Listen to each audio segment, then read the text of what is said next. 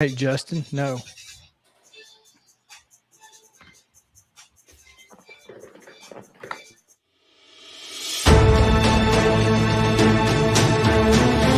The following is a presentation of Main Street Media, your source for news, sports, and information on Main Street in Middle Tennessee.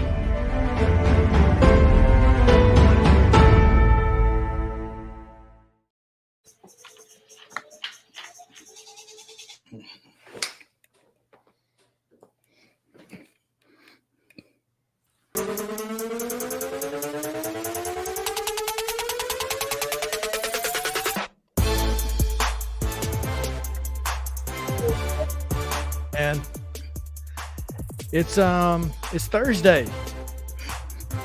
You sure? How excited are we for high school football? That's all that matters, right? Should be a fun night. I'm looking forward to it. It's been a great and beautiful day outside. I hear there's the precipitation levels are going to be low, allegedly. So Let's keep them low. let's keep them low. Keep them low.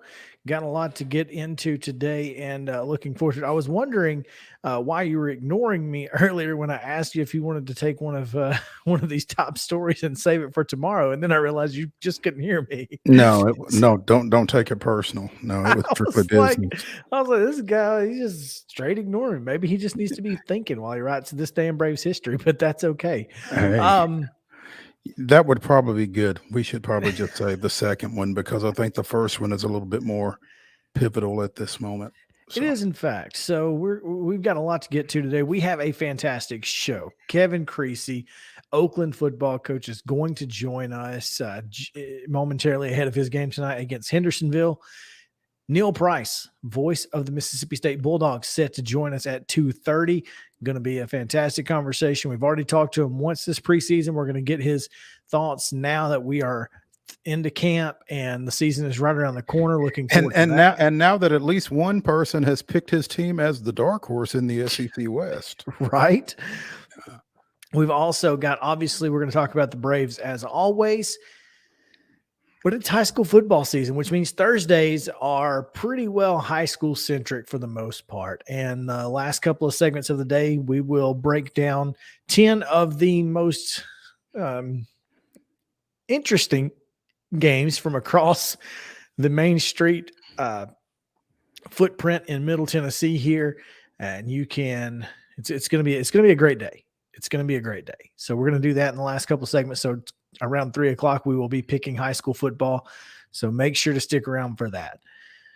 Before we get into everything else, though, Mo, we might as well go ahead and get the results in the schedule out the way with today's rundown. This is the Rundown.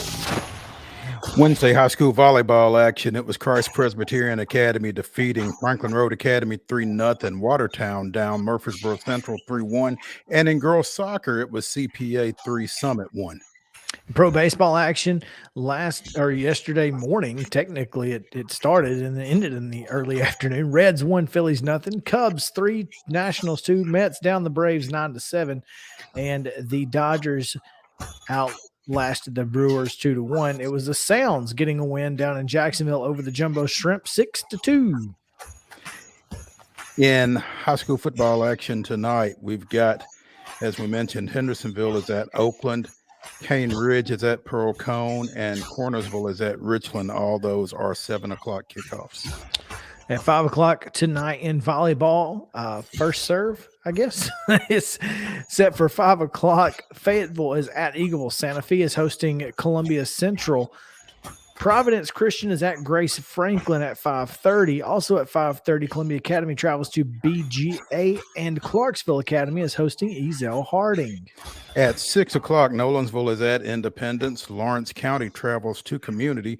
Culleoka hosts Cascade. Loretto takes on visiting Collinwood. Summertown is at Mount Pleasant. Tullahoma goes to Murfreesboro Central. Riverdale takes on visiting Cane Ridge, and Brentwood is at Siegel. All of those, again, are 6 o'clock starts. In girls soccer, first touch at 5 o'clock tonight. McGavick is at Hillwood. Smyrna hosting Laverne. Page is at Valor Collegiate, while Lebanon goes to Mount Juliet at 5:30 tonight. Fairview hosts Martin Luther King. Also at 5:30, Fayetteville is at Loretto, and Cornersville hosting Richland in girls soccer, while in girls European football, while the opposite is in Richland. So there you go. You go. At 6 o'clock, Portland travels to Clarksville Northeast. Lawrence County hosts Spring Hill. Lipscomb goes to St. Cecilia. Upperman hosts Watertown. Riverdale is at Warren County, and Middle Tennessee Christian comes to Columbia Academy. At 7 o'clock tonight, first touch, Shelbyville's at Columbia Central. Gallatin is hosting Stewart's Creek. Centennial at Harpeth Hall. It's Nashville Christian at Hume Fogg. Good Pasture travels to Siegel, and White House is hosting South Warren, Kentucky. Time undetermined. You already said this one. It's at 6 Did o'clock. I? It's right here. I don't know how that got in there twice. Okay. Pro baseball action tonight. Today, Colorado is at St. Louis. And St. Louis is all over the visiting Rockies, 12-0 in the top of the sixth. Dodgers are at the Brewers. It's Milwaukee 1, Dodgers nothing in the bottom of the third at 2:05. So they just threw out the first pitch, I guess. The Chicago Cubs are at Camden Yards against the Baltimore Orioles. At 6:20 tonight, the Braves finish up their 4-game series against the visiting Mets. And in minor league action, the Sounds are at the Jumbo Shrimp of Jacksonville. That's a 6:05 start. That's going to do it for today's rundown.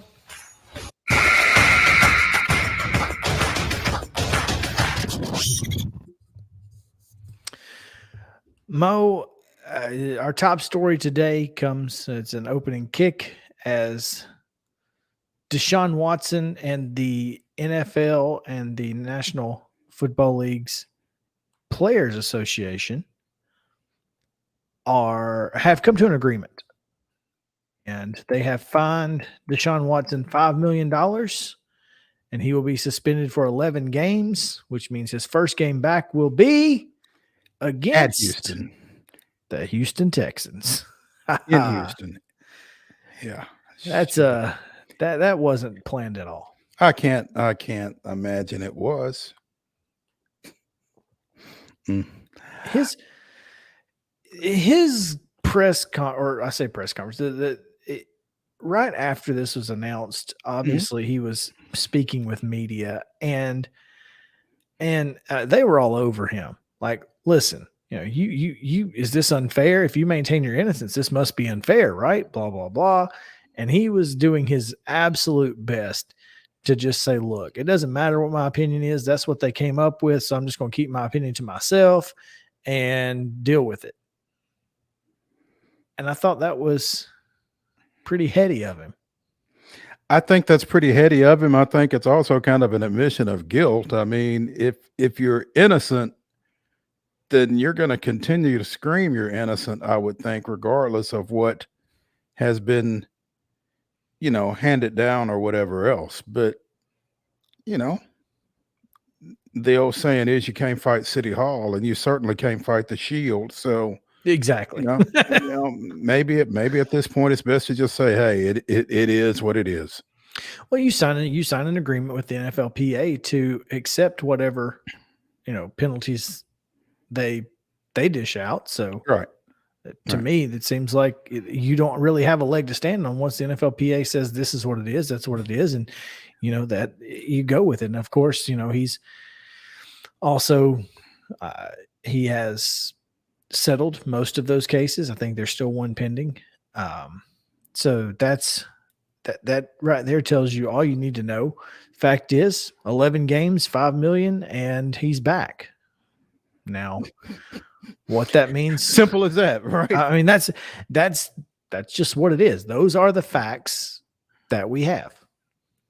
Yeah, I mean, it's a lot of games, but I mean, if you are Cleveland, at least you get him for some portion of this season. If you're Deshaun Watson, at least you get to play some portion of this season. So, I mean, it's probably about as good an outcome as the Browns and as Deshaun Watson could have hoped for, I think. I would agree with you. In the event, or now that we know what it's going to be, what the decision is, what do you do if you're the Cleveland Browns? Now, you have Jacoby Brissett in Cleveland. He's started, he's played in the NFL, he's had some success, he's had some issues. You've got Josh Dobbs. They got somebody else too, and I don't remember who it is. They do have somebody else, and I can't remember who it is. Between Brissett and Dobbs right now. But Jimmy Garoppolo is out there. And he ain't playing in San Francisco. Apparently not. Oh, they've got Josh Rosen, which means Rosen. They've got Jacoby Brissett and Josh Dobbs. Well, there you go. Is Jimmy G an option?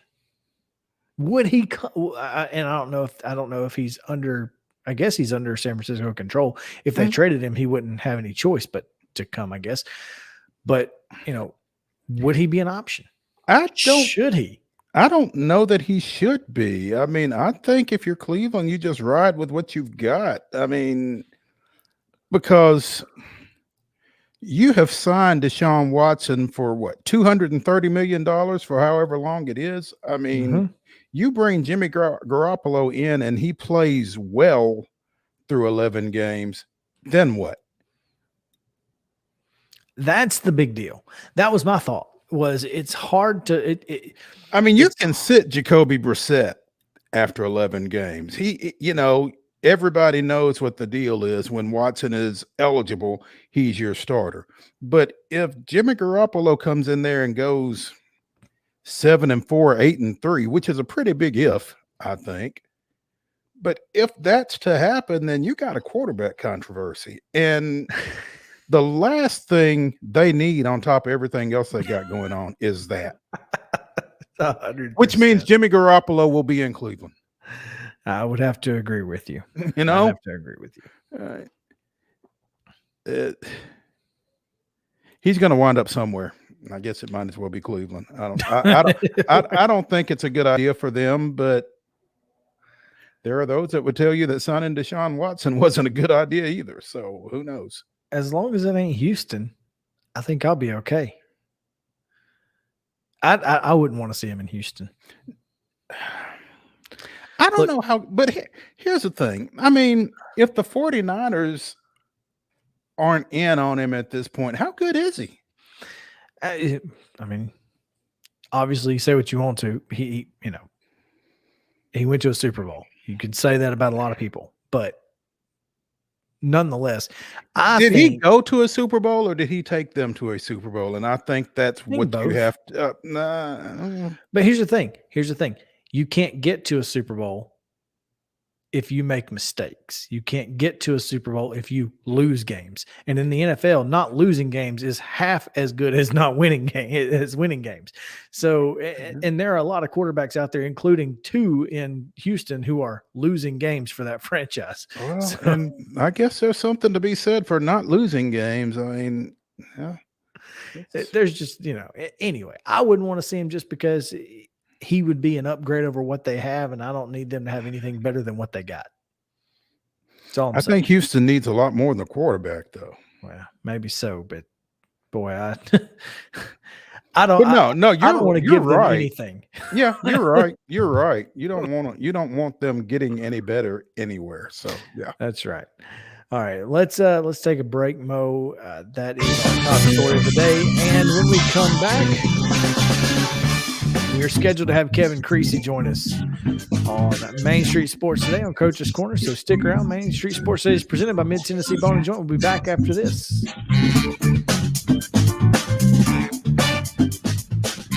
Mid-Tennessee Bone and Joint treats your orthopedic injuries and existing conditions. Our trained physicians will get you back in the game faster. Contact us at 931-381-2663 or www.mtbj.net.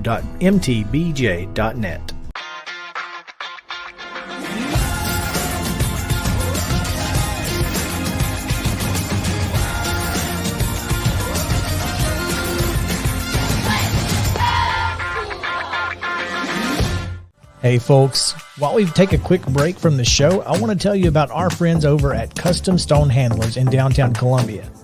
Ed Rich and his team at Custom Stone Handlers believe in leadership. And outside of the military, our greatest leader building platform is sports. Custom Stone Handlers proudly encourages young people to get in the game. You can contact them today at 931-490-4990 or visit CustomStonehandlers.com. Jones & Lang Sporting Goods here in Columbia has been outfitting teams, officials, and anybody else from T-ball to college for 50 plus years. Be sure and check them out at 931-388-8060 or online at jonesandlang.com. Jones & Lang Sporting Goods, the look of a winner. Zion Christian Academy, zioneagles.org or 931-388-5731. You can schedule your appointment. Go tour their campus. It is beautiful over there, and you're definitely going to want to see it. Again, it's zioneagles.org. Give them a call, 931-388-5731, and schedule your tour today. Are you an enthusiastic sports fan? Want to have fun and get in on the action? Heck yes, that'd be awesome. Have great attention to detail? Want to stay active? Definitely. Want to give back to the student athletes in your community? Obviously, yes. Then you'd make an excellent high school sports official. We need more officials in Tennessee. Because with no high school officials, there are no high school sports. Sign up today at highschoolofficials.com. Mid-Tennessee Bone & Joint has been the official sports medicine provider for Maury County Schools for more than 40 years. We specialize in orthopedic injuries, and our Ortho Quick walk-in service lets you bypass the ER. Visit us online at www.mtbj.net.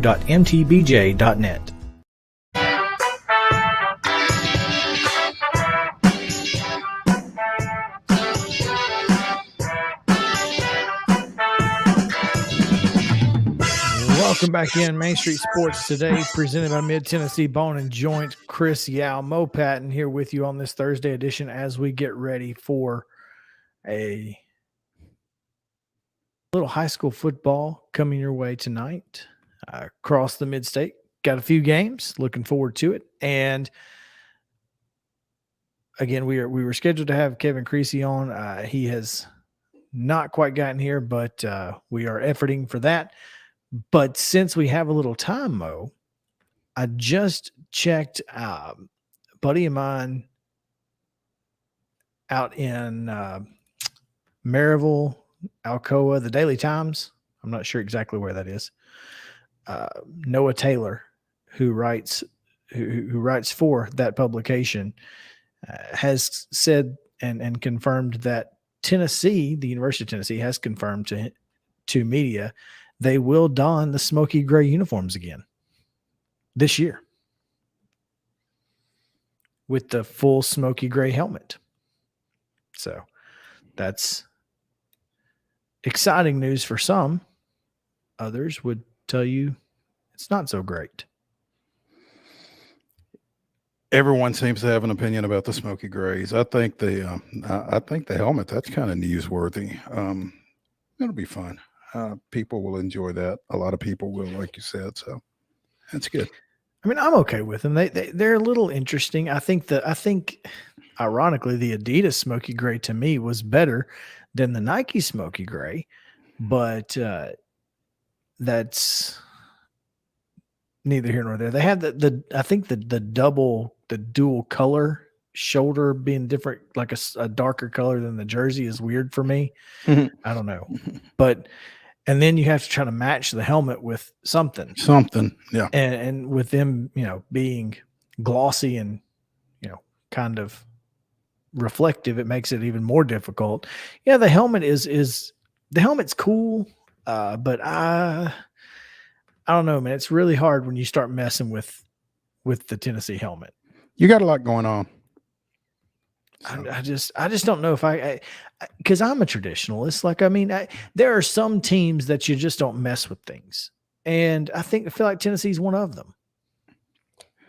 Well, there are a lot of people that would agree with that, but the kids seem to really enjoy different.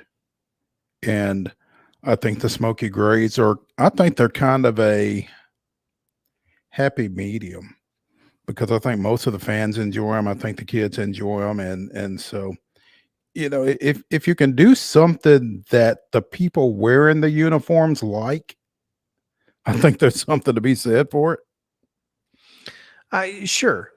Now, friend of the show, Matt Brown, has a post out right now that says the alternate uniforms that everybody is going to, including Tennessee's Smoky Grays, has had historically no effect on recruiting. It's had no effect on performance. I don't know how you tell. My guess is if there's anybody who has data, it's Matt Brown. I haven't read the piece, but his tweet promoting the piece basically says it has no effect on your success rate.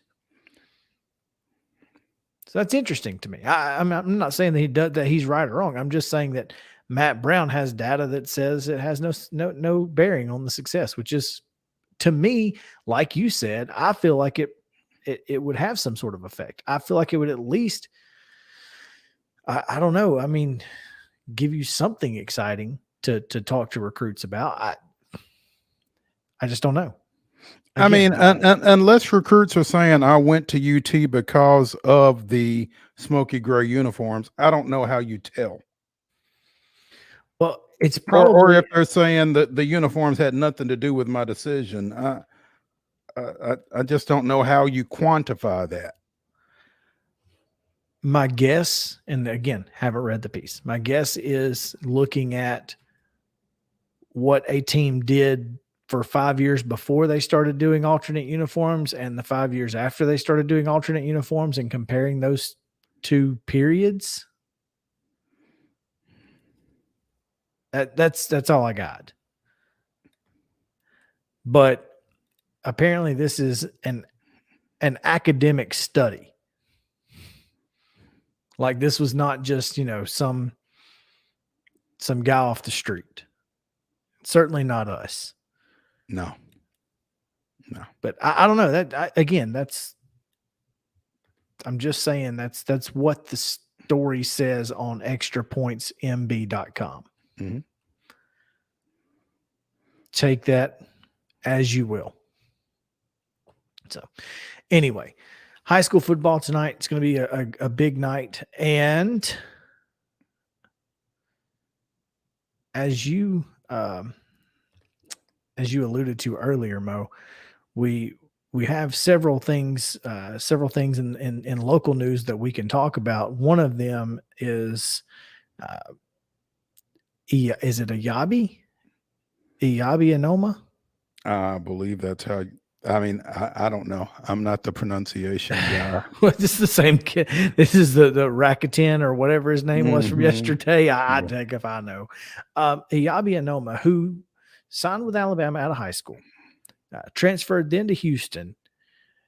After his free transfer, he couldn't play immediately unless he transferred down. So he transfers down to UT Martin and spends a year there and was pretty darn good. Well, as you would expect a 5-star out of high school to be in the Ohio Valley Conference. Sure, absolutely. And since he, after taking that year and showing off a little bit, he has taken his talents north to Ann Arbor, where he apparently will be suiting up for the maize and blue. Now, I don't know if he's going to have to sit out or not. He's immediately eligible. There you go. But Harbaugh says he will have to work his way up the depth chart.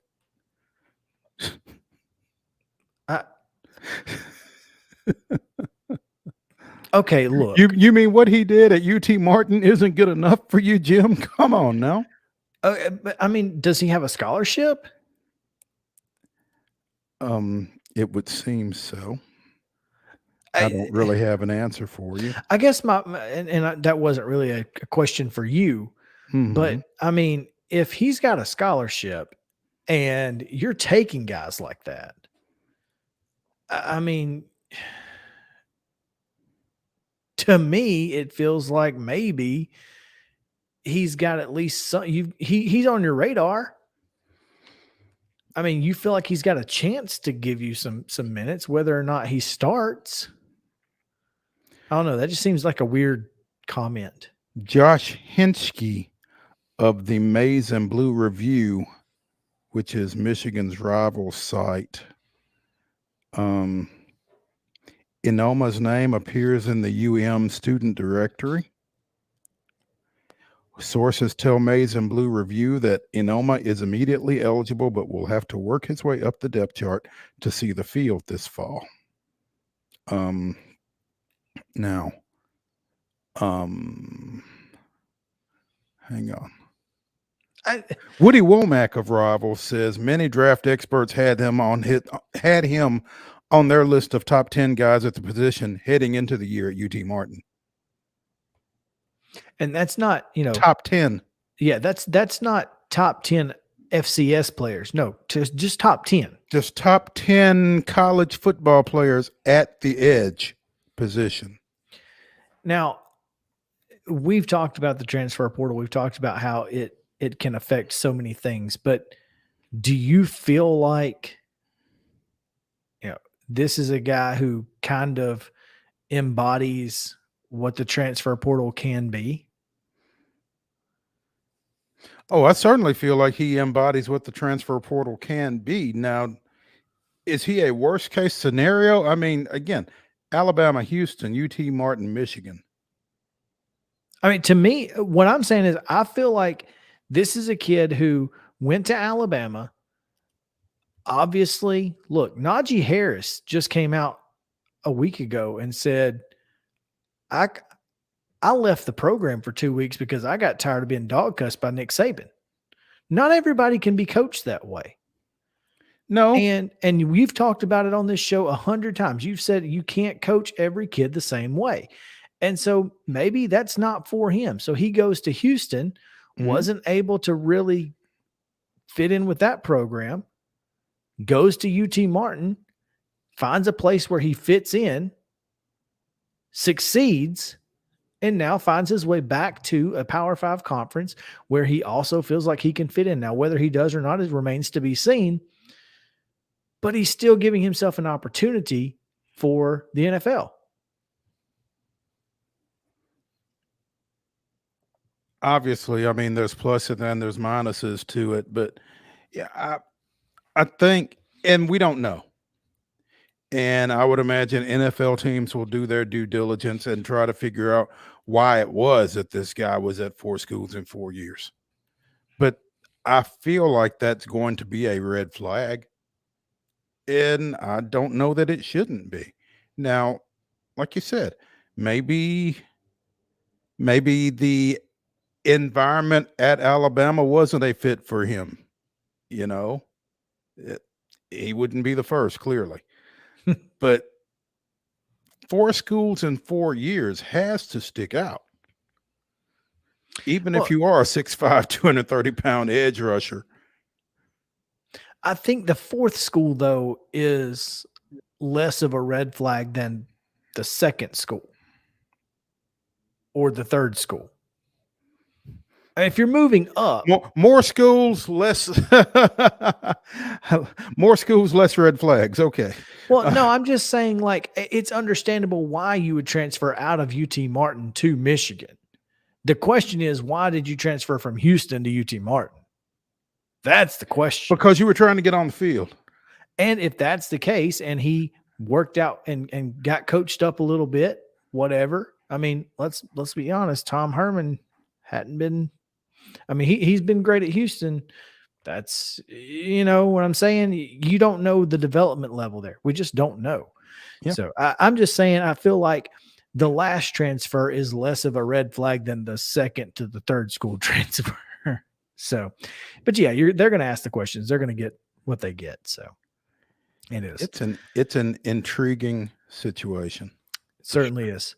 Before we take a quick break, Mo, I want to mention some unfortunate news that you have here.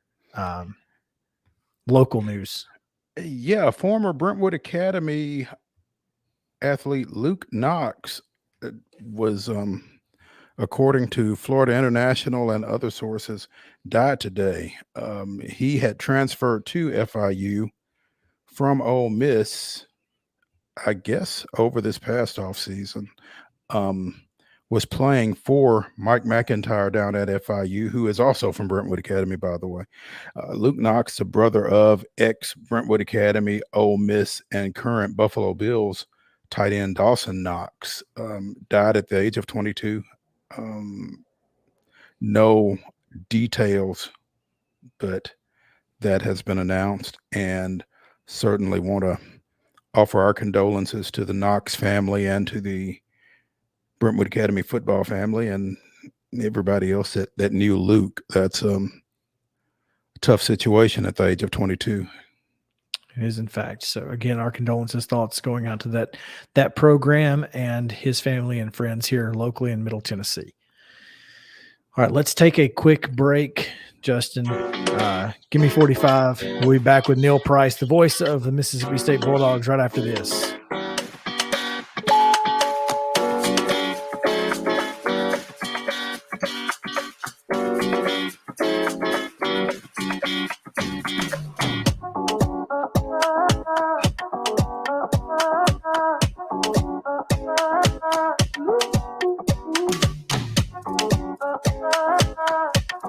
Hi, this is Melissa Hoisington, Regional Crisis Director from Volunteer Behavioral Health. Disasters can affect everything in your life, including your emotional health. Help is available during these uncertain times. The Tennessee Recovery Project is a free, supportive resource for adults and children who have experienced the effects of natural or human-caused disasters. Specialists are available for counseling by phone or in person. For free, confidential service, please call 833-954-2424. The hotline is open 7 days a week, 7 a.m. to 9 p.m. Move forward with the help from the Tennessee Recovery Project. Mid-Tennessee Bone and Joint has been the official sports medicine provider for Maury County Schools for more than 40 years. We specialize in orthopedic injuries, and our Ortho Quick walk-in service lets you bypass the ER. Visit us online at www.mtbj.net.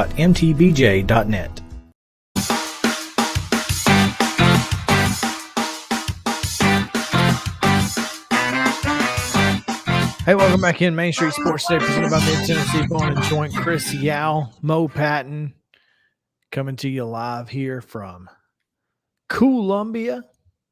Glad to be with you on the opening night of high school football and looking forward to it, as we are super pumped to be out and about across Middle Tennessee tonight. But right now, Mo, we continue our coverage of the SEC as we have previewed all of the SEC West after this next segment. Halfway home. That? Yeah. Halfway home. They said it would never happen. There you go. We have with us now the voice of the Mississippi State Bulldogs and apparently the voice of the dark horse in the SEC West, as predicted by Andy Burcham of Auburn of Mississippi State. We have Neil Price. Neil, what's going on, man? Hey, guys. How are you? Good to be with you. Doing Good to have you, Neil. Appreciate you taking some time with us this afternoon. As Chris mentioned, we've been asking folks we've had on, particularly from the SEC, if not Alabama, who in the SEC West, and we got a little bit of a stunner from Andy Burcham, the Auburn play-by-play announcer, yesterday when we asked him that because he tabbed your Bulldogs over there, and so we'll just go straight to that. What do you think, other than imbibing, would make Andy say that? Well, I'll tell you what I see. I can't speak necessarily of what Andy sees from a distance, although I'll have to give him some grief for it because Andy's one of my best friends in the league and has been ever since I came in back in 12, or I was back in 5, excuse me, when we were all doing women's basketball together. What I see that maybe they could be, Mo, is they've got a lot of experience and depth for the first time since Mike Leach has been here. And I think they have the potential defensively to be as good as they've been since Mike Leach has been here.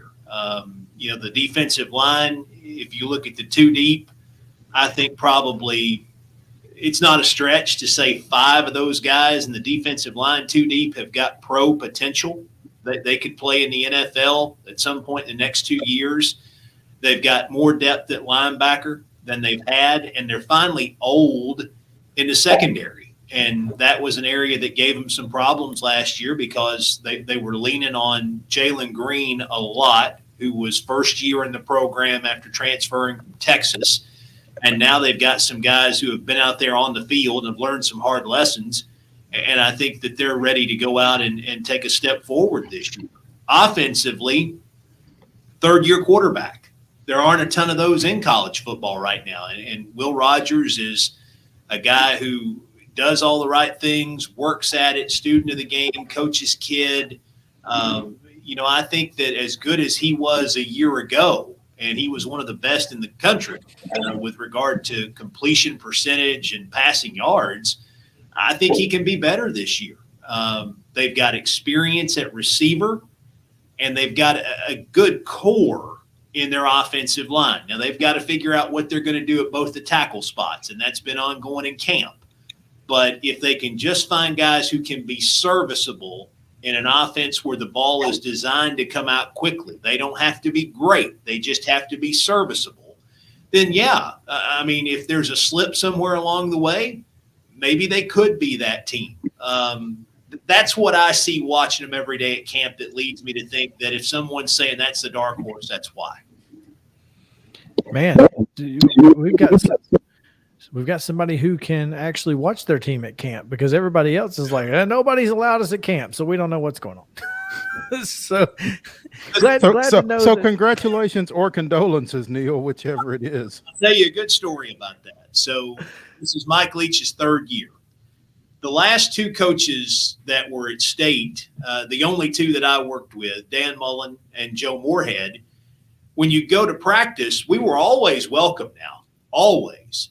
But when you went, there were security personnel at the gates to check you in. And, there was a deal, I guess, about the time that Joe started as head coach here, 4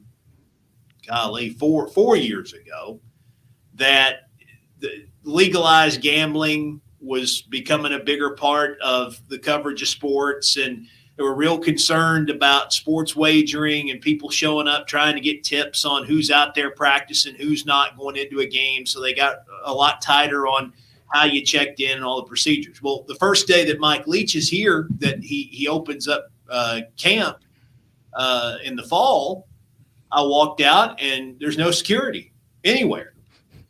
And I'm talking to another guy who's in the athletic department staff. And I said, hey, I haven't seen Mac or Beth or any of the folks I'd gotten to know on that security staff through the years. I said, where are they at? And they said, Coach Leach said we didn't need to keep them out here. They're just working game days. They don't have to work practice anymore. And I said, really? Because every football coach I've ever known to some degree, from high school all the way up to covering the SEC, has had a degree of paranoia. I know that's hard to believe. Shocking. And he said, yeah. I said, Coach Leach said, we can open it up, let anybody that won't come out, because don't take it the wrong way. They can stand there here and watch all day long. They're not going to understand what we're doing anyway. And, to a degree, he's right. I don't claim to be an expert on football, but the reasons I go to practice, I go to see who's running with the ones, who's running with the 2s, who's running with the 3s. But from a standpoint of X's and O's, schematics, all that, I really don't think I understand sometimes what they're doing. And it's sensory overload, because at some point there are 3 fields going. You can't focus on all 3 of them at one time. And you just kind of have to pick and choose day to day what you want to go out there and watch. So I kind of see it. But, yeah, he is very different with regard to thought there. And every practice that they have had in camp has been completely open to the media. The first scrimmage was open last Saturday, and the one this Saturday is going to be open too. So, they are about as transparent as they can be. Well, you got to like that. And from your position as play-by-play announcer, I would think that makes for a better broadcast, just because you are able to kind of familiarize yourself a little bit better with with players, if not necessarily with scheme, like you said. So kudos to them. Yeah, it makes my job a lot easier. It does. And again, it's just nice that, listen, I get everybody's got a degree of paranoia in this deal, to go back to what we were talking about earlier, but it's kind of nice, refreshing in some ways to know that I'm working with somebody who just doesn't display a lot of that. Well, since you have such knowledge, what does it look like right now on the offensive side of the ball? We obviously know Will Rogers is the quarterback, but you've got Dylan Johnson back. You've got Jaquavius Marks coming back in the backfield.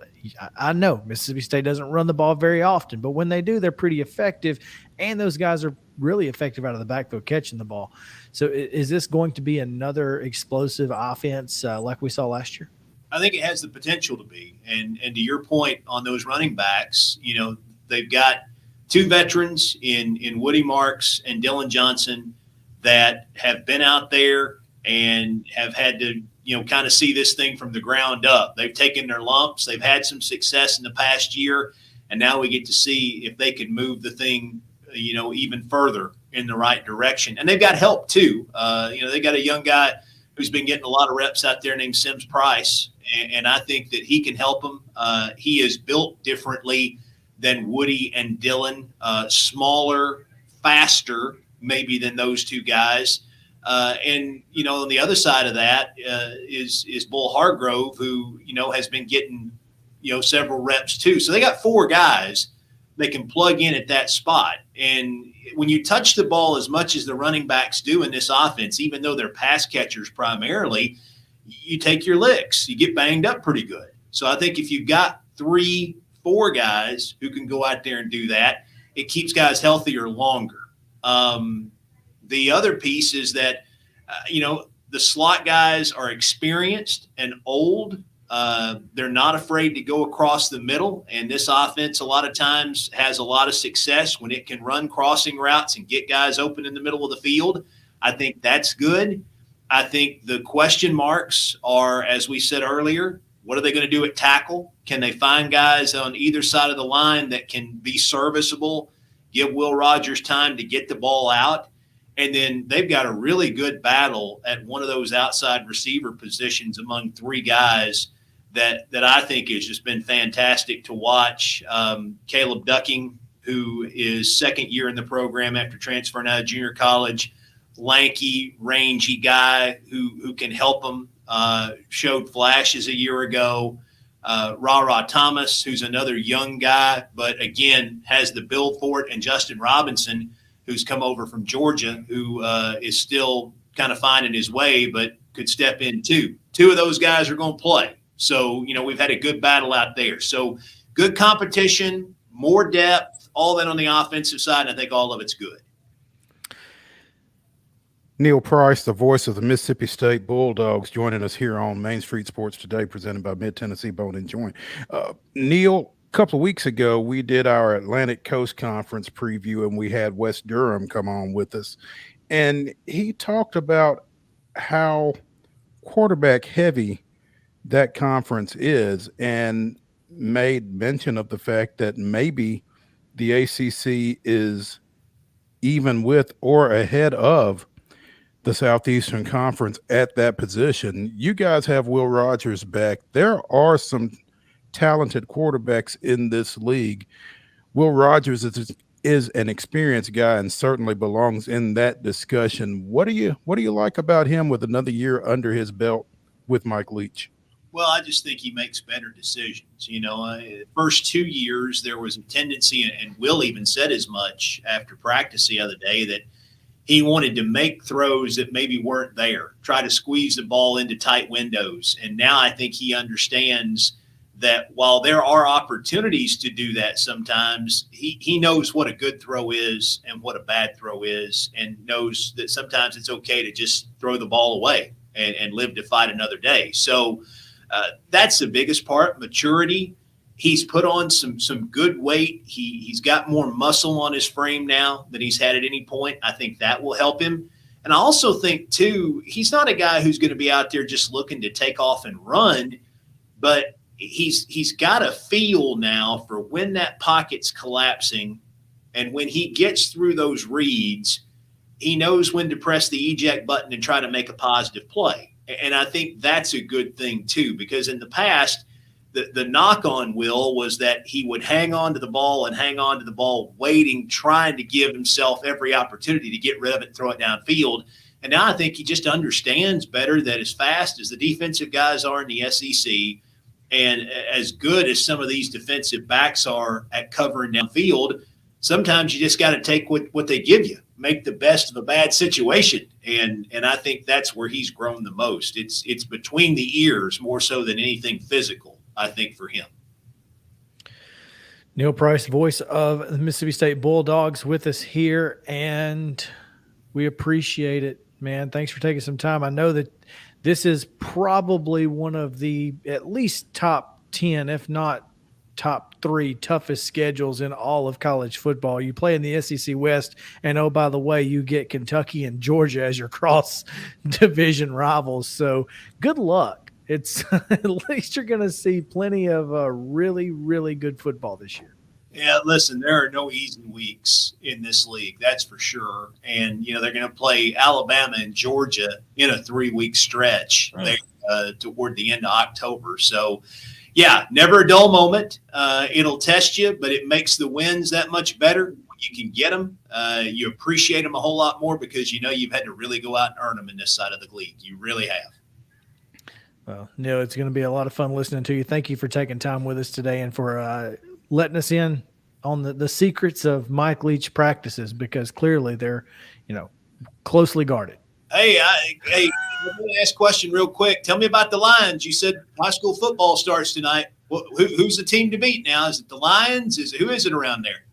I tell you what, with Bobby Sharp taking over the Lions this time around, they are going to be fun to watch. I think if last week's Jamboree against Columbia Academy was any indication. So I think people are pretty excited about the Lions this time around. They open up over at Lewisburg tomorrow night, and we'll be talking a little bit more about that. But should be fun. They've got some talent.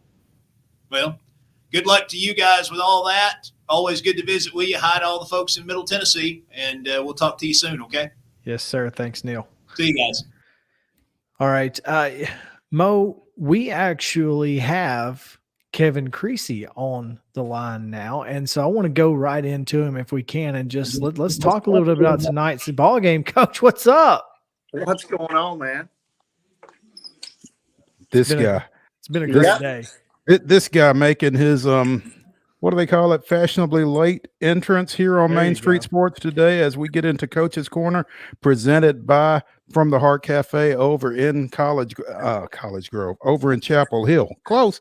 Kind of close. Same road. You depending on where you're coming from, you might have to go through College Grove to get to Chapel Hill. So there you go. But Creasy and the 2-time defending Class 6A state champion Oakland Patriots open the season tonight against visiting Hendersonville. And Kevin, one of our somewhat co-workers, Tyler Palmatier with Main Street Preps, pointed out in his hash marks article on mainstreetpreps.com yesterday, you guys have a chance to do something that has not been done in nearly 20 years. The last team to win 3 consecutive state championships at the top level of Tennessee high school football were the Benny Monroe-led Cleveland Blue Raiders back in 1993, 94, 95. How does Oakland accomplish that? Yeah, that's good company to be in with the Cleveland team and Benny Monroe. I actually did read that, but let me just start by saying I did not read an email that said I was supposed to do this via the World Wide Web. I thought maybe you were going to give me a phone call. So my bad on just now getting here. Somebody said, have you checked your email? And I was like, it's game day. I don't check emails on game day. Who does that?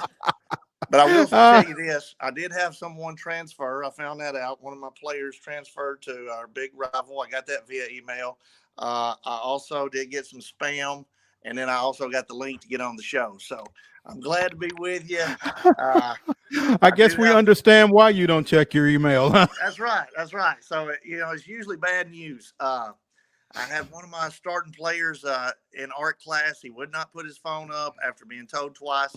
So now I'm ticked off. I read all my emails. Thanks for getting me in a bad mood. I promise he won't have his phone tomorrow in art class. I promise you that. Well, hopefully he won't be like the kid for the Pittsburgh Pirates. He won't have his cell phone on the field tonight against Hendersonville either. Well, we did have a kid go in the other night. We had a scrimmage with Independence, had a barn burner, and ended up clearing the benches there in the fourth quarter. And one of our kids got kicked off the field for dress code violation. Usually nowadays that means their knees aren't covered. No, this kid had a watch on. Apparently he had somewhere to go. He usually doesn't get a lot of playing time. He got kicked off the field because he had a watch on. So whenever I write the book, you can help me pin it, Mo. I've got some stories people just wouldn't believe happened. Oh, I bet you do it, and we can do that. We can. He take was tracking his steps. Yeah, was he your punter? Was he checking his hang time? Maybe what? No, this is an offensive tackle. Apparently, he had somewhere to be. So that's hilarious. Did you help him get there, Kevin? Yes, we made sure he got there in a hurry. I bet if he was tracking his steps after the game, he was not happy, or the next practice. Hey, at least it wasn't, one of the new phones that, he's checking his text messages and everything else. So luckily it was just a Cisco watch, okay. You get at the drugstore. So that behind us, I can go ahead and tell you, we've got our work cut out for us if we plan on three-peating. I see that I'm finding out the hard way. There's a reason why there hadn't been a three-peat at the highest classification in quite some time. It's going to be tough for us. I know Sonny Gray and those guys back in the day, they had a heck of a time, and they got close to three-peating. It's just tough to do, and we, like I said, we've got our work cut out for us. We got a good group of guys, and they're fun to be around, and they love football. That's the best thing I could say about them is they love football. They do it 7 days a week if I let them. And so we got a good group to work with, and we might surprise some people along the way. But, it starts tonight. Step one's tonight, and we'll find out what we're made of. Kevin, I think anybody that has watched this Oakland team for the last few years, the first question they would ask you heading into tonight and heading into this season is, how do you replace Jordan James and Antonio Patterson? Yeah, those are big shoes to fill, and I don't see anyone, completely filling those shoes. It's kind of like in baseball when you put in the starting lineup at the pitcher position, you just put staff. That's kind of what we're doing. We just got the whole running back crew that's trying to do the things that Jordan James could do, that Antonio Patterson could do. 2 years ago, we played Hendersonville, and a sophomore named Antonio Patterson, nobody had heard of, had 5 touchdowns against him. I don't think we're going to have anybody do that tonight. And then Jordan had, a kick return. He had a touchdown reception, and then, of course, he had a run. So he scored like 3 different ways the next year against Hendersonville. So it's just impossible to fill those kind of guys' shoes. But we will have a bunch of guys that are willing to try. And you put a bunch of our guys together. They may not have all of the different attributes that those guys bring, but they are a good group. And like I said, it's several guys running, and it will be running back by committee. You do return your quarterback, though. Yes, and for the first time in 15 games, he'll probably have to run. Last year he got a lot of praise and did a great job of throwing the ball, and did an even better job of handing the ball off. But he's gonna have to do a whole lot more than that this year. So he's got in the weight room. He's probably he's the 3rd strongest kid on our team. He's power cleaning 300. He's benching 300. And so he's going to be a big old running back there, too, when he decides not to throw the ball. So Cade Hewitt and his brother Deuce Hewitt are big parts of our offense this year.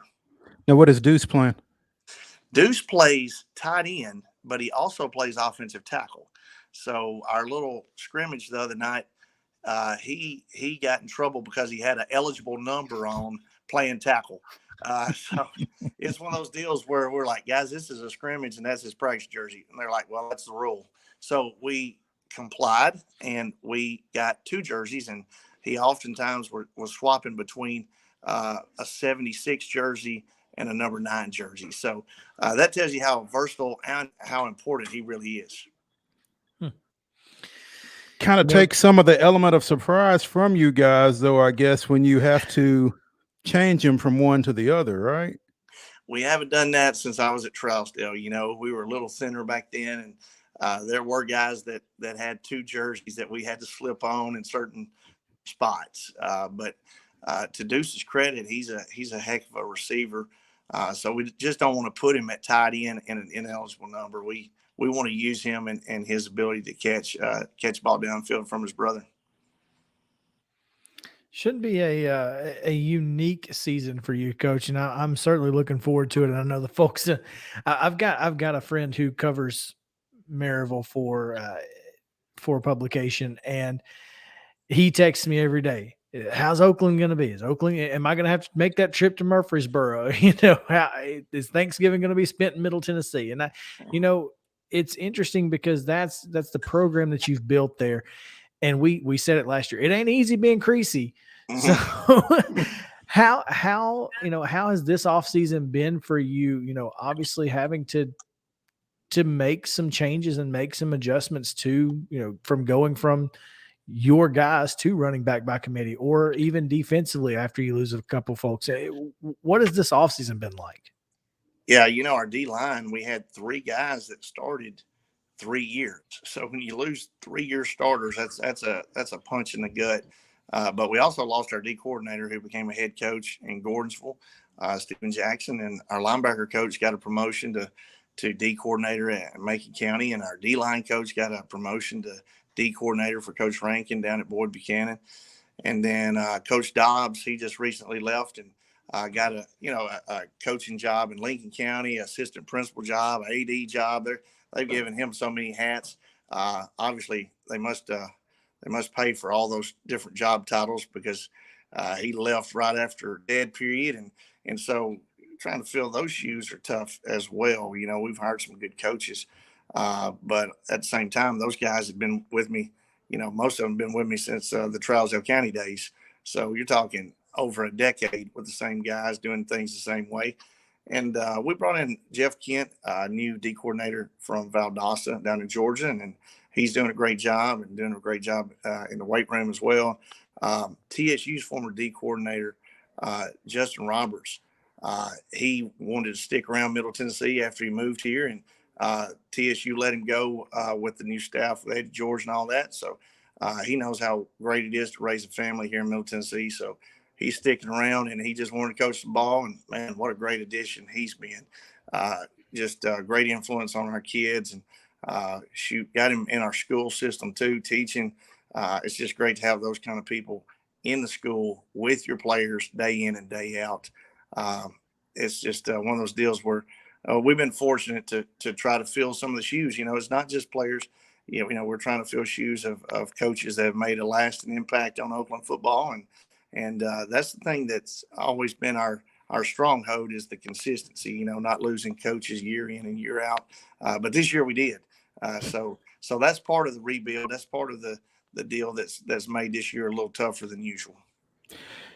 Kevin Creasy, coach of the Oakland Patriots, 2-time Class 6A defending state champions, joining us on Coach's Corner, presented by From the Heart Cafe over in Chapel Hill, not College Grove.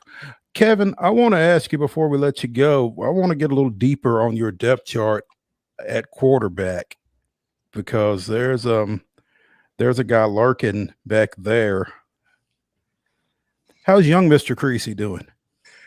He's doing pretty good. He's nose to nose with the 2 spot. We got another quarterback that's doing really good. It's a senior, Max Levinsky, but they're nose to nose battling it out every day. Cade Hewitt's being more of a runner, so we got to get the next guy up and ready. And Kyler's just hit his growth spurt, so much so that your coach over there in Columbia, Bobby Sharp, has already told him about how great things are at Columbia Central. So I don't know if that's recruiting, but I do think I've got to get Coach Sharp off my huddle account. I think he's been watching too much of our film, but he knows more about his throwing style and what kind of plays he likes to run more than I do. So that's a little scary. Well, I mean, maybe he just feels like it's a family tradition that Creasy's play for him. So yeah. Well, I tell you what, he was a good one to play for, and shoot, I could probably send him there, and he would be just fine. Kyler would be just as happy as he is here, if not happier, because Coach Sharp's a good one to play for. What's it going to be like for you to see him in a varsity football game, Kevin? Well, luckily we brought up freshmen. We brought up freshmen after their season. They went 8-0 and won the county championship. And we brought up about a dozen of those guys just to kind of let them see what the playoffs are like. It was right after Halloween. So he got in a little bit. He was 3 for 3 last year. I'm not sure what his yardage was. He could probably quote it to you. But he did get a few pass attempts, and hopefully he shook some of the nerves off, because it's a different story now. If he goes in now, it's probably because there's been an injury and things have gone south real quick. So we'll see how he handles that. Like I said, he's got a counterpart in Max Levinsky that is ready to take over as well. Is Mama ready for that? She'll probably hop up and run over to the visitor stands. Right now, she's happy in the home stands. People holler that the coach is an idiot. She'll give a big amen or agree with them. But if they start talking about her little baby, then she may have some of that Hartsville come out in her. So she'll have to really get over to the other side of the football field real quick. So she's prepared herself for that. This is why we have Kevin Creasy on our show. It's never a dull moment. Yeah, absolutely. Kevin Creasy, ultra successful Oakland football coach, joining us here on From the Heart, Coach's Corner. Kevin, good luck tonight against Hendersonville. Still running that wing to you, right? They are. They're running it really well too. Okay, well, have fun with that. I thought it was interesting. Hendersonville, Summit, and Oakland, 3 of the final 4 teams last year ran some version of a 70-year-old offense. Some things just don't go out of style, do they? Like Novocaine. Yeah, some things are so old they're new again. That's it. You'll take it. Coach, we appreciate it. Thank you so much for taking time and for being flexible with us. Well, thanks for having me. All right, we're going to take a short break here. We've got 3 segments to pack in 30 minutes. We need to talk about the Braves, and we've got high school football to get to. So stick around. Main Street Sports Today, presented by Mid Tennessee Bone and Joint. We'll be back after this.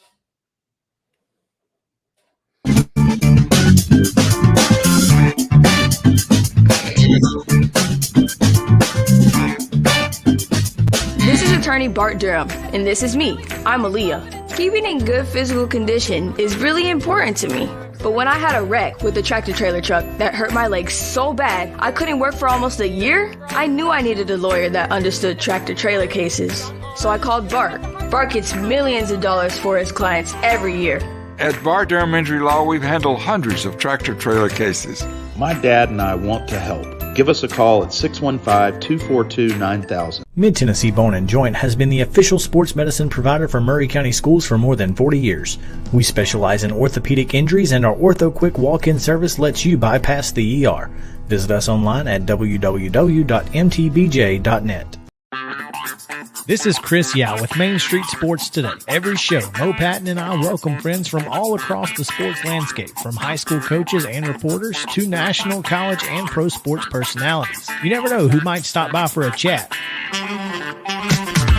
AP Tennessee Sports Editor, 3-time Tennessee Sports Writer of the Year 2020 TSWA Hall of Famer. She covers the Titans, the Predators, the Grizzlies, college football, and hoops. Please make welcome Teresa Walker. Former University of Tennessee, former Team USA Olympian, ex-Cy Young Award winner, R.A. Dickey. R.A., did I miss anything? Man, that was sweet. I need to listen to that before I go to bed every night. That was nice. Has 5 sports Emmys. That's not bad for the other guy in Wham, Ryan McGee. Other guy in Wham married the best looking girl, Bananarama. So other guy in Wham had a pretty good life. From preps to pros, we're taking on the sports topics you care about. Tune in across Main Street Media social platforms at 2 p.m. or on demand on your podcast distribution platform of choice. This is Eric Berner with Rockcastle Wealth Advisors. I help people in the pursuit of making their money live as long as they do. People hire me because I use a customized, individualized, personal approach for the person I'm working with. Everyone's situation is different. One area I can help with is if you are newly or nearly retired, or maybe have changed jobs and have an old 401k account. You may need more information to help you clearly understand your options. Call me at 615-235-1058 or email Eric at rockcastlewealth.com. Hi, this is Melissa Hoisington, Regional Crisis Director from Volunteer Behavioral Health. Disasters can affect everything in your life, including your emotional health. Help is available during these uncertain times. The Tennessee Recovery Project is a free, supportive resource for adults and children who have experienced the effects of natural or human-caused disasters. Specialists are available for counseling by phone or in person. For free, confidential service, please call 833-954-2424. The hotline is open 7 days a week, 7 a.m. to 9 p.m. Move forward with the help from the Tennessee Recovery Project.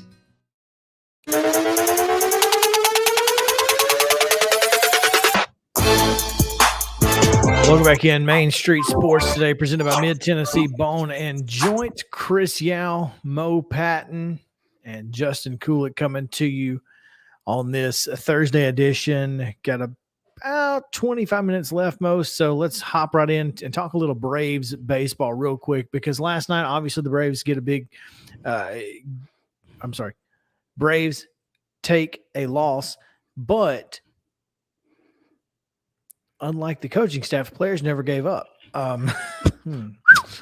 Yeah, well, so tired of using our normal bullpen arms in 13-1 games and 5-0 games, and then having to throw Jackson Stevens while we're down 1 in the 9th inning against, the New York Metropolitans.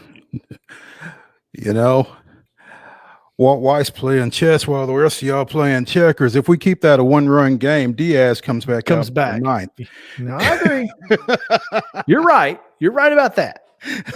But it also ruined my prediction of the bloop single to lead off the bottom of the 9th, and then William Contreras going yak while Narco plays and he rounds the bases for a walk-off jack. That would have been quite nice. I'll give you that. But they almost overcame Jackson Stevens, but you're right. And I can't figure it out either, and I don't know if there is any figuring it out. It doesn't seem to matter who's making the call. Those calls seem to get made, but that was a tough loss. Odorizzi didn't give us a great start, and I think really that's kind of where it all comes back to in the end. Did you see his comment after the game that he said the rain delay was the best thing that could have happened because he was able to fix some kind of mechanical issue during the rain delay, and after the rain delay came back and pitched pretty well? I did not see that, but whatever he was doing in the first 3 innings was not working. Serving up home not runs for the on Braves. silver It platters. wasn't. Yeah. So Sterling Marte was certainly enjoying it. Sterling Marte was enjoying it, which made Chips wondering whether he was going to be bunting late in the game after he had hit 2 home runs earlier. Even more curious, but you get what you get with Chip. Anyway, 9-7 loss last night. Offense scored 3 in the bottom of the 8th to make a run at it. Is that right? 3, 4? I think it was 4. I think it was 4. Scored a bunch. Scored 4 in the. Yeah. Was it the 4 8th? in the 7th? 7th. No, 4 in the Diaz 7th. came out in the 8th. Yeah, 4 in the 7th, and then 2 more in the 9th off of somebody who wasn't Diaz. So there you go. It's Max Fried Day. Fried's back on the bump. It's going to be Fried Scherzer. Not Scherzer, sorry. Fried DeGrom. Yeah. Scherzer last night. And it's going to be a tough one. But hey, look, if we split this series, fine. It is what it is. You split it's at least you didn't lose any ground, but boy, you'd sure like to get the win tonight. You'd like to get the win tonight, get this thing down to 3.5, kind of and gain some ground. I mean, yeah, especially after winning the first 2. This is a 2-game swing game right here. No doubt. So you got to get it if you can. And I think the key is going to be to try to run DeGrom's pitches up. I think he's probably on a bit of a pitch count again tonight. Try to run his pitches up and get him out in such a manner that they can't go straight from him to Diaz, ideally. Well, Braves struggle with that. They struggle with being disciplined at the plate, and we got to figure out how to maximize pitches. Except for Ronnie. What's he got? 5, 6 walks in his last 2 games now? Yeah, he was 0 for 3 last night, but he walked in the 7th and then was caught stealing for the 3rd time in 2 games, which is very unusual. So whatever the that Mets means. have a couple of pretty good catch and throw guys behind the plate, though, too. Yeah, so I'm just saying, like, it's just unusual that. So I'm not sure if it was, Ronnie or them. It may have just been. They're just really good. So I think it was them. I really do. Well, I don't think he had a great lead. Yeah, he didn't get a great jump on that try. Yeah. So. And like I said, everybody in America knew he was gonna try. So that didn't help either. Anyway. All right. Well, let's take it back in history. What do you say? Let's do. August 18th, 1960. Lou Burdett faced the minimum and scored the only run in the Milwaukee Braves' 1-0 no-hit victory over visiting Philadelphia. Burdett threw 4 1/3 perfect innings before hitting Tony Gonzalez with 1 out in the 5th, but Gonzalez was erased on an inning-ending double play, and the final 12 Phillies were retired in order. In the bottom of the 8th, Burdett reached on a leadoff double and scored on Bill Bruton's 2-bagger for the eventual game winner. It's kind of high school baseball at its finest right there. A no-hitter and score the only run. That's we've seen that in softball a couple times. Hashtag pitchers who rake. 2 days in a row, isn't it? Yep. 2 days, 2 of the last 3. Yeah. So pitchers who rake, baby. All right, let's take a quick break. When we come back, high school football pick 'em. The rest of the show. So we'll take a full break here, Justin, and come back after that. Mid-Tennessee Bone and Joint treats your orthopedic injuries and existing conditions. Our trained physicians will get you back in the game faster. Contact us at 931-381-2663 or www.mtbj.net.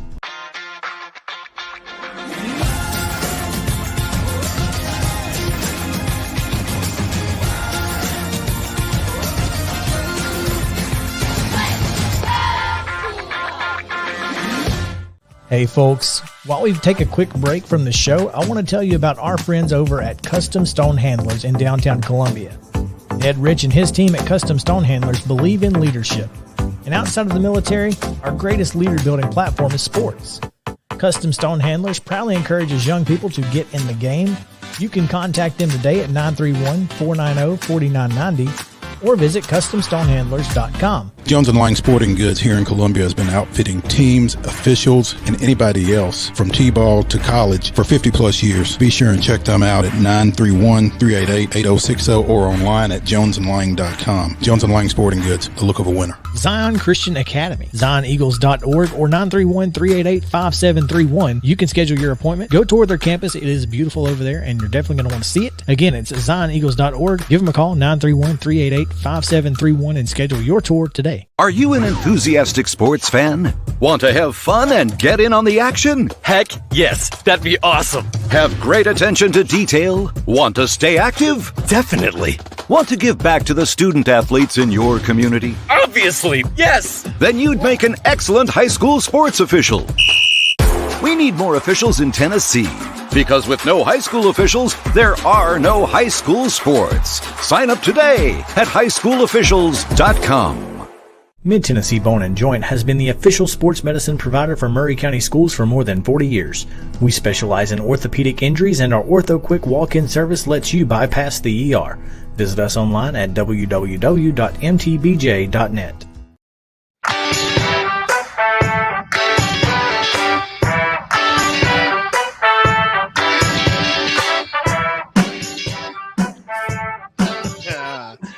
From preps to pros and everything in between, we are your source for all things sports here in Middle Tennessee, especially when it comes to the high school level, because high school sports is what we do, Mo.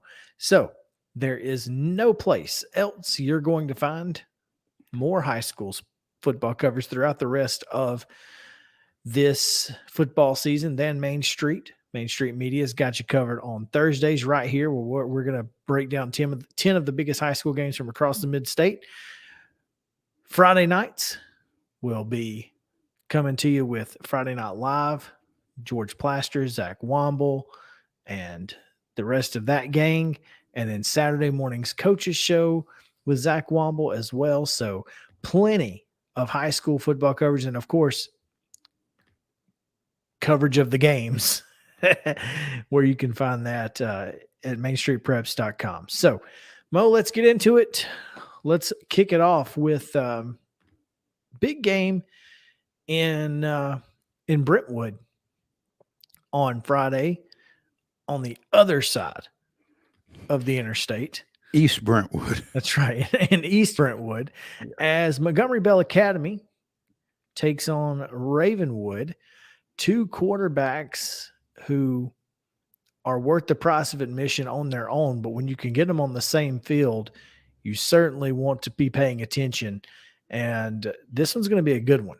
Apparently, this won't be the last time they're going to be in close proximity to each other either, because they are both committed to Southeastern Conference programs. Marcel Reed from Montgomery Bell Academy is headed to Ole Miss, and Chris Parson of Ravenwood announced last week that he will be going to Mississippi State after previously committing to Florida State. So, yeah, these guys, like you said, they're worth the price of admission. It's going to be an air show, and they can both pull it down and run it as well. This will be a game worth getting to, and I'd get there early because I think a lot of folks are going to feel that way. So, oh, there's no question. This is going to be one that you're going to want to get to for sure. I'm excited about this one because it's a game where it could go either way. You've got two teams who, one, Will Hester coached Ravenwood. He's been to the mountaintop. He knows what it's like there. And then NBA obviously was in the state championship game last season. So these two teams are expected to be among the favorites in their respective classifications. Now, that being said, I'm going with Ravenwood. I've got the Raptors tonight, 28-24. Mo. I've got NBA 28-27. You mentioned Will Hester having been to the mountaintop. So has Marty Uverard over at NBA. He's been doing a great job for a long time, and very, very sound fundamentally is NBA traditionally. And I just think, in game one, I think NBA gets it done. I think it will be considerably closer than last year's 56-28 NBA victory, but I've got the Big Red in this one, and it kind of pains me to pick against Coach Hester, but I like the Big Red here. Let's cross the interstate and go to Brentwood proper, where the Bruins will be hosting the Blackman Blaze, and boy, Chandler Tigard's got a program building one over there in Murfreesboro, and obviously coming off a 5-5 season last year. Brentwood certainly didn't have a season like they are used to having last season. So both of these teams looking to get off to a good start in 2022. Yeah, Brentwood breaking in a new coach last year. Clint Finch took over from Ron Crawford, and like you said, it wasn't what we've come to expect out of Brentwood. They finished up 7-5, but they lost what? They were 1-4 midway through the regular season, including a 38-35 loss over at Blackman. And for that reason, I know Brentwood is still, or the last we checked, they were kind of up in the air over their quarterback position. But I'm liking the Bruins, and I guess from all indications it would be an upset if it goes like this. I think Blackman has a kid, a receiver who is committed to Mississippi State. I think they've got a tight end that's committed to Cal. So they've got a lot of talent over there. But I think Brentwood, with a year under their belt with Clint Finch, I think the Bruins get it done at home. I like Brentwood in this one.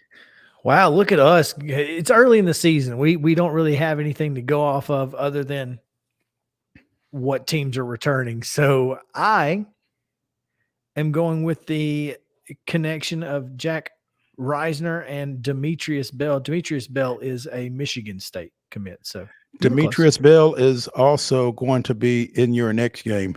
He went back to McGavock. Did he? Yes. Wow. So just for what that's worth. Well, that might make a difference, but I don't think, I don't know. I mean, this is, again, Reisner's had a great year last year. Chandler Tigard's offense, they like to onside kick. They don't like to punt. You know, Chandler he's a unique character in the world of football. And for that reason, I've got Blackman getting it done 38-28 in this one. I've got Brentwood 23-17. 23-17. All right. Yeah. As you said, we will move on now to McGavock at Clarksville. Also Friday night at 7:00. Clarksville coming off a pretty good year. I'm not sure how many people expected the Wildcats to have the year they had, but McGavock is always a tough out. So not sure what to expect in this one.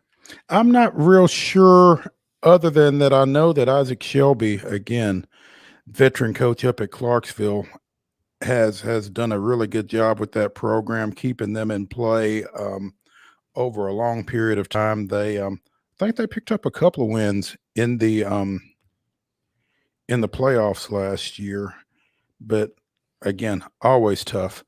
Lost to Beach in the second round after defeating Cane Ridge on the road to open the 6A playoffs last year, and defeated McGavock in Nashville 21-6 last year. So all of that said, I'm going to go with the Wildcats 27-20. I think they're going to make it close. McGavock is, again, with Demetrius Bell, the Michigan State commitment.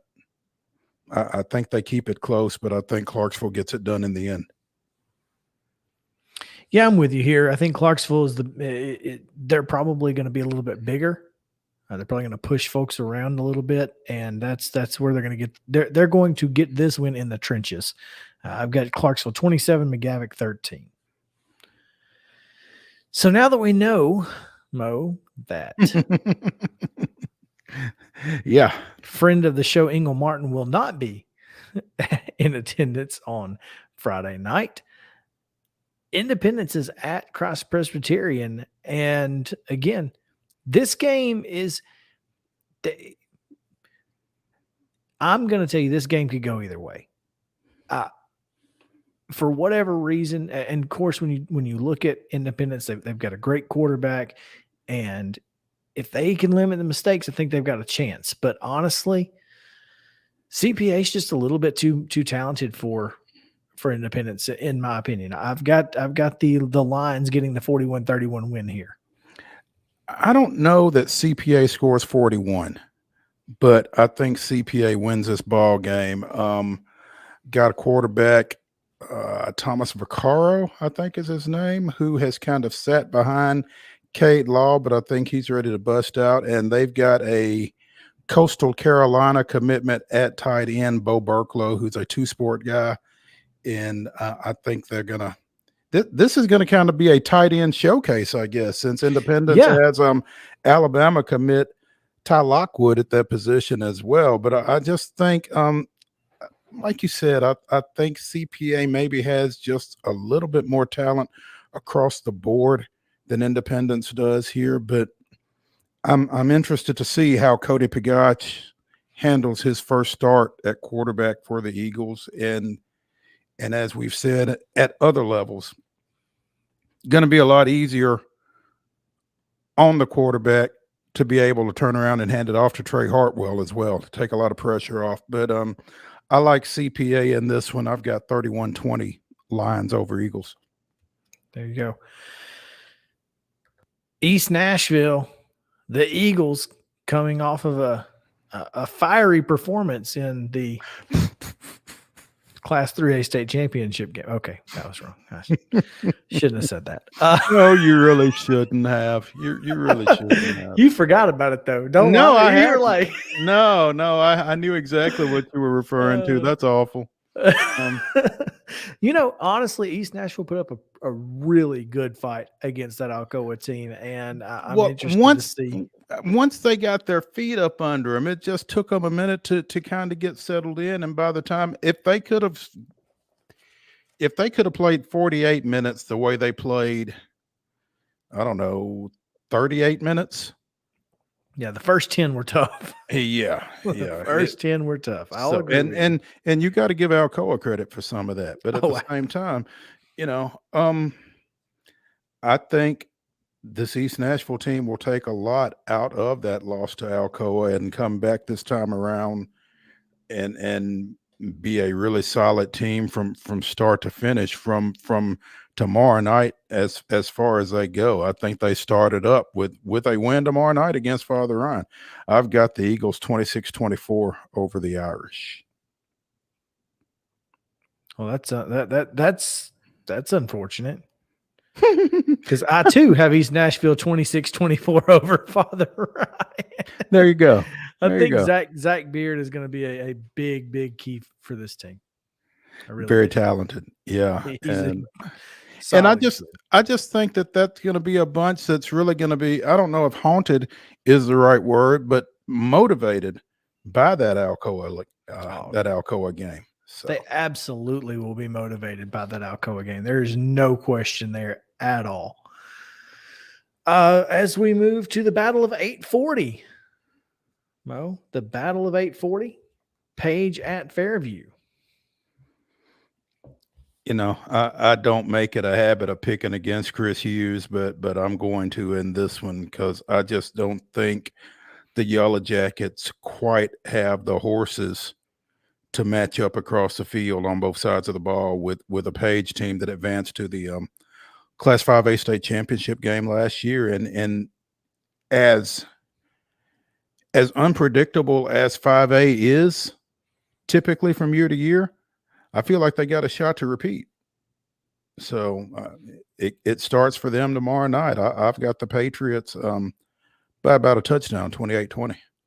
New quarterback, no problem for the Patriots. They did not look great last week in the Jamboree against Marshall County, but they also got it handed to them last year in the Jamboree against Marshall County. So if history repeats itself, I've got Page 27, Fairview 21. Mount Juliet at Gallatin, Golden Bears, Green Wave. Here we go. This is one of those old school traditional Middle Tennessee high school football matchups. And full disclosure, I don't know a whole lot about either of these teams. So when in doubt, go with the home team. I'm taking Gallatin by a field goal, 20-17 over the Golden Bears. Saw Mount Juliet last year. I've seen Gallatin in the last couple of years. I've got Mount Juliet in this one, 28-10. It will not be 28-10. We'll see. All right. We shall see. We shall see. I don't think it's going to be that big. Even if Mount Juliet wins, I don't think it's going to be 3 touchdowns. But okay. Big night in Greenbrier as Springfield comes down. Springfield got a lot of stuff headed their way. They are kind of the favorite in that area up there. So what can the Jackets do tonight? Or tomorrow night, sorry. Tomorrow night, yeah. Don't scare me. I expect them to get things started in the right direction tomorrow night. I like the Yellow Jackets and head coach Dustin Wilson and offensive coordinator Bronson Bradley. I think they've got some variety on that offense. I think they're going to display a lot of it. And I know Greenbrier's got a lot of momentum going. They've got a kid that's committed to UT and all of that. But in this county rivalry, I think Springfield is going to be primed to prove that they're still the class of Robertson County. I like Springfield 27-16. Yet another team running that wing T, baby. Mm-hmm. It's just like I said, like Novocaine, give it time always works. I got Springfield as well, 35-31 over the Bobcats, right? Greenbrier Bobcats. Correct. Columbia Central at Marshall County. I will be at this game. Excited. Speaking of wing T. Speaking of wing T, plenty of it in Columbia Central's case here. This is a game that went down to the wire last year. I expect both teams are going to be very, very similar. A lot of speed. Both teams gonna have to overcome a little bit of a few issues on the offensive line. And in that case, I'm going to go with the team that I think has a little bit better defensive line, and that's Columbia Central, 45-42. Yes, it's going to be a high-scoring affair. Book it. Okay, George. I don't know that it is because I think Columbia Central defensively is going to be solid enough to hold Marshall County down, and I think Caden McCoy and Jordan Davis are probably going to be good for one big play each. Jordan Davis might be on defense like last week's 43-yard interception return that he might have taken to the house if he hadn't lost a shoe. So I like Central in this one 34-28 after losing at home to Marshall County last year. And finally, Cane Ridge at Pearl-Cohn. This one is tonight, Thursday, 7 p.m., Metro Nashville, baby. Pearl-Cohn and Cane Ridge, what you got? I just think that Tony Brunetti typically has his teams ready for big games to start the year like this. Playing at home, it's going to be an electric atmosphere, I think, and I think the Firebirds get it done. I've got 34-24 Pearl-Cohn. I'm with you on Pearl-Cohn. I've got this one a little bit lower scoring, 27-14 over the Ravens of Cane Ridge, but I agree with you. I just think Tony Brunetti's just that team doesn't they just reload every year. I don't know how they do it, but they do seemingly. So there you have it.